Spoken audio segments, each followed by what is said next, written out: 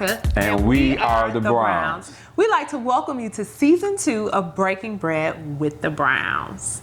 This season, we have a lot of new things in store for you. For starters, we will be presenting a meal each episode and include the recipe for you to try at home with your family. Also, we will have themed months. So with this month kicking off season 2, back to school is in full effect for the month of August. Back to school already? Back to school already. So for those of you with children, or even if you're helping out with your nieces and nephews, we'll have tips and recipes to get you through this back to school season. So on tonight, we are going to be talking about date night ideas for when your kids head back to school and pick up with their activities. How do you maintain your relationship with your spouse and make sure that you guys are making time for each other even when you're running all over the place with your children? Well, we could just put them in the closet and hide them. We can't put them in the closet. We can't put them in the closet. Oh, okay. So we'll go ahead and kick off tonight's episode. So we're going to give you about 3 tips or 3 things that we do to make sure that we are staying connected once our kids head back to school. So as many of you know, we have 2 children. Joshua, we do have 3 children. Deja is grown though. And No, I was talking about the dog. Oh, Butter.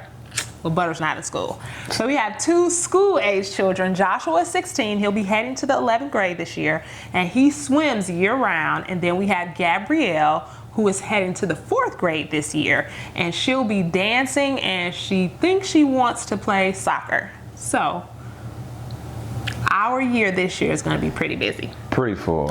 So we'll start, Bobby. So what are some things that you do to stay connected with me? Now, one thing I found is important, that when she come home from work, she have to get some me time. So I want to give her some time to be by herself. She could be separate. She obviously wants something sweet, like it's going to soothe whatever she's going through her day.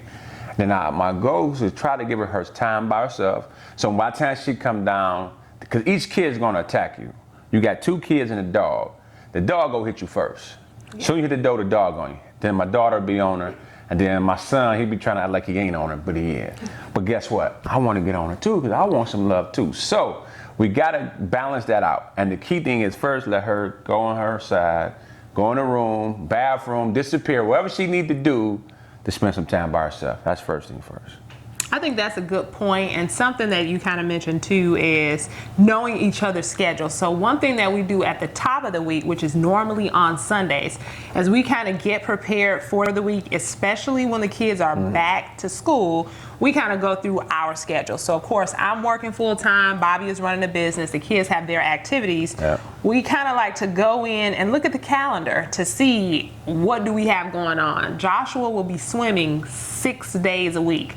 So every day except for Sunday, we normally carpool. If Bobby has a business meeting or an appointment, or if Gabby has something after school, PTA, it's really important that you guys get together at the top of your week so that you know kind of what's in store for that week, so that you can map out where you guys may be able to kind of sneak some time in.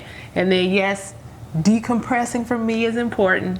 Also, I try to get whatever sweet or whatever treat. It could be a bag of M&Ms, it could be a Danish, it could be some pop, it could be a smoothie, whatever I feel like what she might want to hit her need when she come there, and that's just like a special treat that I have for her. Nothing big, macaroon. But a nasty macaroon. That's what I call it. But to meet her where she at, let her know I'm thinking about you, I appreciate you.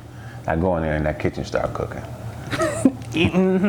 So that's 2 tips. So Tip number 1, kind of get together, talk about your week, identify your time or space where you guys can kind of make time for each other. And then 2, cater to your spouse. That's what Bobby tries to do. So he tries to make sure that cater to you. You do. To kind of prepare, kind of like set the mood or set the tone for the week. You know, if I come home to a sweet treat, he might not know it, but sometimes I've had like a hectic day at work, and that is like just the perfect thing to kind of just cap off my day, to get me back in a good headspace so that I'm home and prepared to kind of really serve my family. Okay. Okay, yeah. So Our third tip, and I know I said we were going to give you 3, but it's probably going to be a couple more because now my brain is like running. But I do try to have our menu plan for the week. So that's something that is going to open up more time for you. So when I do my meal plan for the week, I'm setting it up for breakfast, lunch, and dinner. What are we eating for, those 3 meals of the day? And that's how I grocery shop. I shop based on whatever menu I have set up. And then if I need to meal prep in the morning or the night before, I try to do that as well. So like when I get home, sometimes it does not always happen, which is why he is laughing. And sometimes we do end up eating out, but I'm a working mom. So I do try to get those things prepared anywhere that you feel like you can shave off time in your schedule, because any little extra time that you have, that's time that you can kind of make for your spouse, right? And it's very important that you manage your time like that, because what I've learned about time is that once it's gone, you don't get it back. So you want to make your day most beneficial for you and what you're trying to accomplish by that day. Because if you try to do something on Monday and for Wednesday and it's Monday, it ain't gonna work out right. So what I'm doing on Monday, I have it set in place for that day, and I want to accomplish it before it's done. Either pay on the front end or the back end. Or the back end, right. So once we have kind of allotted that time, date night, we get a lot of questions like, what do you guys do for date nights? So get in where we fit in? We're getting it in where well, the good thing now, we have a 16-year-old. So when it comes to finding a babysitter, now years ago, for y'all that have young kids, our parents don't live here. So we either have certain people from church that will watch our children, but you just don't want to put your children on anybody all the time. So we will try our best to fit it in the best way we knew how from finding a babysitter. And then always early enough, either a lunch date or dinner date. But now that we have a 16-year-old in the house, he babysitting when I say so. And we just creep off, maybe around like 8:30, 9 o'clock. May get a treat somewhere, maybe split a smoothie or appetizer somewhere. I just spend some time that was just us for about an hour and a half time or more. Yeah, don't feel like time together has to be like super extravagant or you have to go to a fancy restaurant. I ain't gonna take you to a fancy restaurant. Sometimes it doesn't have to be like a fancy restaurant all the time, but just taking out that 30 minutes, 45 minutes. Sometimes we would just sit up in the bed and read together. Like that's enough for me, just for us to make sure we are like touching base, or like he said, once the kids are asleep, sometimes we'll just sit down here in the kitchen, have a cup of coffee. All of that is spending time reconnecting outside of the children. And it's important that you keep that at the forefront of your mind, right? And you're making conscious decisions to make time and make those connections with your spouse. Now, also I'd say this, it's good to also start that morning. I think sometimes if I try to start in the afternoon. Start what? Trying to build up or spend some time. For men, I always try to start in the morning. I learned if I start earlier in the day, it makes her day maybe better. Make her lunch, maybe put something in her lunch. Make sure the car's tank is full, because they ain't putting no gas in their car. Maybe put something in the car while she's driving. Or be honest with you, texting her all during the day.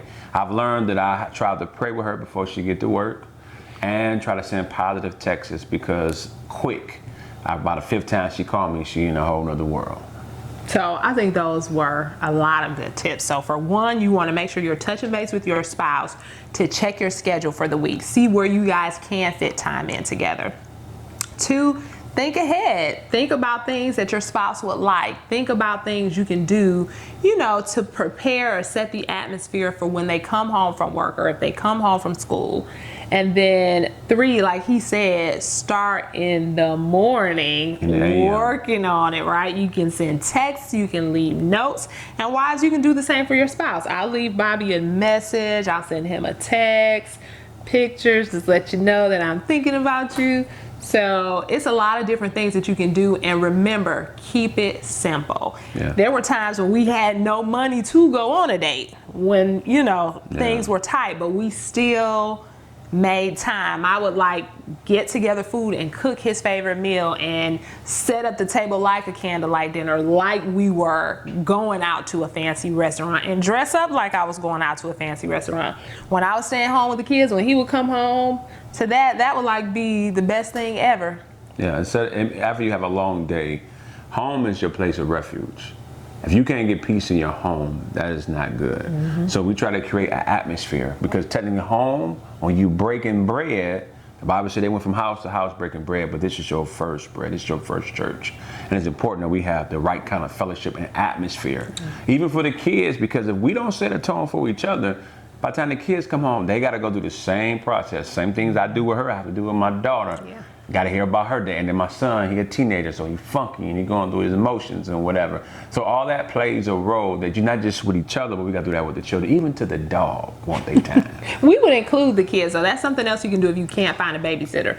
So You ain't got times no when I would choice. set the house up like a fancy restaurant, I would have them dress up. You know, put on a shirt, a button up, have Gabby put on a dress, Joshua put on a tie, and we would sit at the table together, have them pull out chairs. That's a teachable moment too, Yeah. where you can teach them proper etiquette for sitting at the table. So many scenarios. Yeah, you just have to keep it creative, make sure that you keep it fresh. Fresh.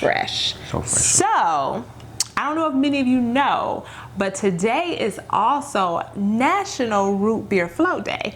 And I know, yes, I know Bobby has mentioned several times during this video that I love sweets. So for today's recipe, we're gonna keep it simple, since this is the first episode that we're introducing recipes, but we are gonna put together a root beer float for you guys. So, you have to make sure that you have the proper ingredients, and not only that, the proper utensils. So first we wanna start out with 2 cute frosted glasses. We was kind of a kid, we didn't have them. We had spaghetti jars, We did. bigger than beer. So 2 cute frosted glasses. So we normally will keep these in the freezer until we're ready. So if I know that we're gonna have like smoothies or even like we're doing floats, I make sure that I prep ahead. Fufu. And then you need A&W root beer. So me and Bobby just had a whole debate because he likes Barks, which I Barks. love Barks. Root beer is more flavorful. than Okay. A&W. We grew up on A&W, but Barks is better. So I my love Barks root beer. However, that is good like with food. You have to have A&W root beer It's for a just the float name. It's because just the it's name. sweeter. It's visual. So you're gonna start out with your glasses. I normally like to put the root beer in the freezer as well, and then whatever your favorite vanilla ice cream is. I am very frugal, so it really does not matter to me. So we will go ahead and get started, and then you want to make sure that you get ice cream that has a seal. Okay? I think that was for me. No, the girl that was licking the ice cream. Oh, yeah, that Right. was So make gangster, sure right? you have ice cream with the seal. Terrible. So I will pour. Okay, you go ahead and I'll start scooping. Now there is a proper way that you should be pouring root beer. There's not be no beer, but the whole essence is root beer because it would fizz up a certain way. And you starting off wrong because you need to pour it on the side. Well, on the side, the angle, I just want to see what you're gonna do at Go the ahead, angle. please. That's so it won't. This one's gonna be his, y'all, because he's still. Look at that. That can't get no perfect in that. What are you talking about? Right, so you want to make sure you don't fill it up all the way, because of course when you put your ice cream scoop in there, it's gonna like fizz up even more. I want some more root beer. Now, for me, now you see she putting the ice cream in there, right? I think of the ice cream as being Veronica because it's just sweet. I think the root beer is me because the root beer is strong and got a certain edge to it. But together, blended right, it makes the perfect match, right? All right now, see, you working on it early. I'm gonna take some more You want some more of me? root beer. Yep. Oh, root beer. So this is a simple recipe that we are hitting you guys with as we start out episode 2, but be prepared for dinner recipes and lunch ideas for the rest of the month of August. And we will also have our website coming soon where you can go and pull down recipes and download and save for your own, that was mine's, I just for wanted your to- own mealtime pleasure. So see how he stole my shake? And then you need to get some nice straws.